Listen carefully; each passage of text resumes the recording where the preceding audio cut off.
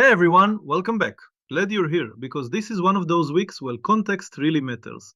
I want to walk through this the same way I do when I'm sitting down with a coffee, mapping out the week and figuring out where the real opportunities and risks are. Before we look ahead, let's talk about what actually worked. Last week was a solid reminder of why the crowd-based approach matters. Pro members caught some meaningful moves. IOTX ran more than 23%. AIXBT was up over 22%. CRCL gained north of 17, PLUG pushed close to 15, and CHZ wasn't far behind. Zooming out, about 67% of all calls landed last week, and across more than 6,000 total predictions, long-term accuracy sits around 72%. That's not hype, that's consistency, and more importantly, it saves people a ton of time when the market itself can't make up its mind. Quick pause, just so we're clear.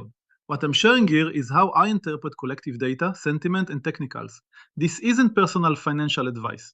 Think of it as a professional conversation, ideas on the table. You still decide what fits your risk tolerance and your situation. Now, big picture. The overall market overview is cautious. When you look at the broad indexes, SPY as the S&P proxy, the Nasdaq, the Dow, even small caps through IWM, they're all leaning bearish. Growth is slowing, inflation hasn't fully let go, and geopolitical risk is keeping volatility elevated. You can see it in the VIX staying bid. At the same time, money hasn't left the system. It's rotating. Energy continues to act well, gold has that neutral to bullish safety bid, and crypto is consolidating instead of falling apart. This week, earnings and macro really matter. Big tech is in focus, with names like Oracle and Adobe setting the tone for software and cloud. Housing data, including Lennar, gives us a read on the consumer. The broader backdrop is still slower GDP growth and softer jobs data. The Fed is paused for now, but here's the reality.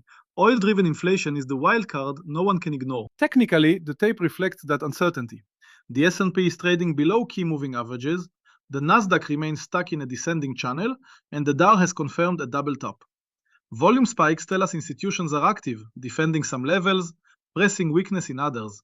This is not a buy everything market, it's a pick your spots environment. A good example of how we think about those spots came from last week with AbbVie, ticker A.B.B.V. Price was holding above a well-defended support zone near 225. We were seeing a moderate 62% confidence level with targets at 235 and 240, and clearly defined risk below 226 and 222. That's the mindset, probabilities, not predictions. Now let's get into this week's key names, starting with crypto, because Bitcoin still sets the tone for risk. Bitcoin, ticker BTC, is trading around 67,000. The crowd is firmly long here, with conviction up around 85%. Spot demand is strong, social momentum is bullish, and every dip into the mid-66s keeps getting bought. As long as support near 66,000 holds, the path of least resistance points higher. 69,000, then potentially low 70,000s. Lose that level and we step aside, no drama. Shifting over to equities, Amazon, ticker AMZN, stands out, for the wrong reasons. This is one of the few short ideas on the board. Price can't reclaim 220, options flow is leaning heavy to the put side, and conviction on the short is around 58%. As long as it stays below the 220 line in the sand, downside toward 205 and even the high 190s is in play. Above resistance, the trade is invalid. Simple. Nvidia, ticker NVDA, is a different animal. This is the sand the market still orbits around, but it's a tactical long, not something you chase. Price is testing a critical support zone around 170 to 173. Confidence sits near 62%.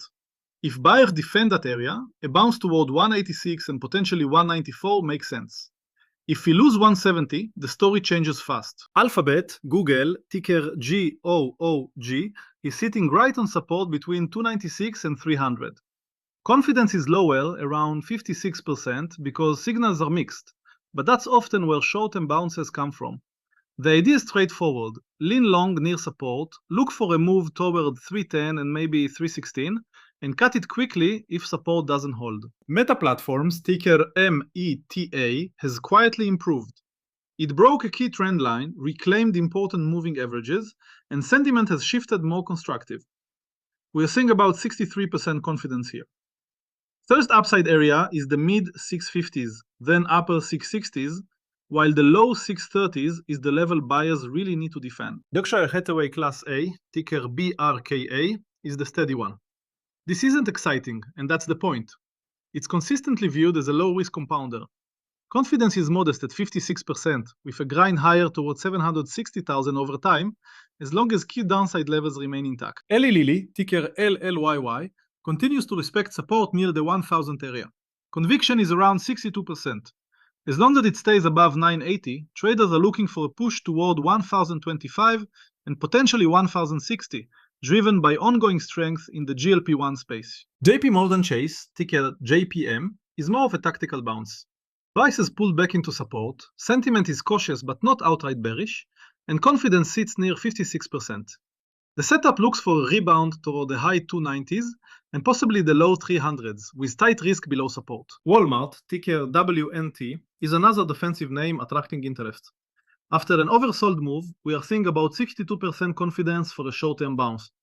Upside targets are around 126 and 130, while 120 is the line that really matters on the downside. And finally, Visa, ticker V. This one's about the payment rail story. Not flashy, but durable. Confidence is moderate at 56%, with upside toward the low 320s and clearly defined risk below the low 3 teens. When you zoom out by sector, the message is consistent. Technology is selective, not broad. Financials are weaker, especially the regional banks. Energy stays supported by geopolitics. Consumer staples and defensive names keep attracting capital. Sentiment data backs this up. The fear and greed reading is sitting near extreme fear. Historically, that's where disciplined traders start planning instead of panicking. Options markets are telling the same story. Heavy put demand in SPY, QQQ, and IWM, elevated implied volatility, and a clear bearish skew. That doesn't mean we crash tomorrow, but it does mean protection is in demand and rallies are likely to get sold. So here's the big takeaway for the week. Broad indexes stay cautious. I'm selective on longs, focusing on strong names near support like NVDA, META, LLY, and BTC. I respect downside risk in crowded areas like AMZN. Position sizes stay reasonable, stops stay tight, and flexibility is key, because volatility isn't going anywhere. If this kind of structured, level-based thinking resonates with you, that's exactly what the Pro service is built for. Clear levels, confidence scores, real examples, without the noise. If you found this helpful, like it, share it, and I'll see you in the next update.